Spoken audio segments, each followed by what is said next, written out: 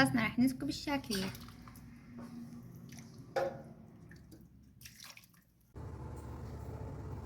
هلا يا جماعة غسلنا قطع الدجاج ورح نسلقهم.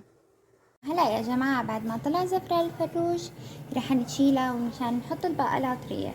نورجيكم هلا سلق الفروج على طريقة ماما. هلا احطينا ورق غار، رح نحط ليمون يابس، كمان في هون هيل وزنجبيل وقرفة وقطعتين من الليمون وكمان بصلة مشرحة. هلا يا جماعة بعد ما استوى الدجاجات عنا رح نحط لهم ملعقة مقامعة ملح، ملعقتين يا جماعة. نحن سلقنا الفروج بس لهلا ما عرفنا شو رح نسوي. رح نسوي شاكرية بالدجاج على طريقة ماما كتير. هلا ل5 كيلو لبن عندي نحتاج بيضتين و3 معالق نشا مشان هيك. نحتاج بيضتين و3 معالق نشا. يلا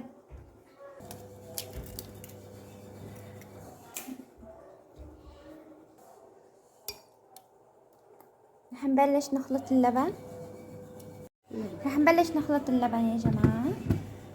نحط لهم شي ماما هلا؟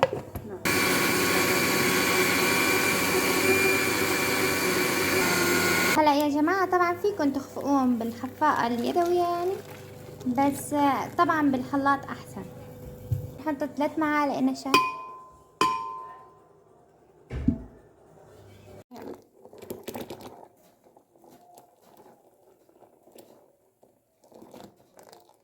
هلا يا جماعة ضلينا نخلط لحتى خلصت عنا الكمية.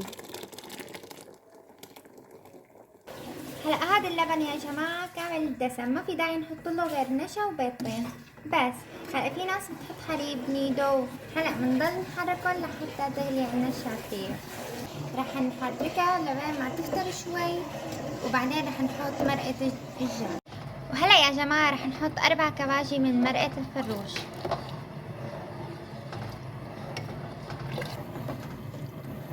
يا جماعة قد ما لفينا وقد ما درنا مثل شاكرية ماما ما رح نلاقي.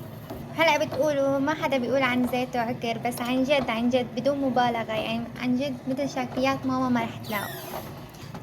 شوفوا القوام، شوفوا كيف متماسك كله مع بعضه. شوفوا يا جماعة بتحطوا مرقة الفروج حسب السماكة اللي بتحبوها. هلا في ناس بتحبها سميكة شوي وفي ناس بتحبها مرقة. هلا رح نضيف ملعقة صغيرة من الحلل المطحون. هلا صار الوقت لنضيف قطع الدجاج.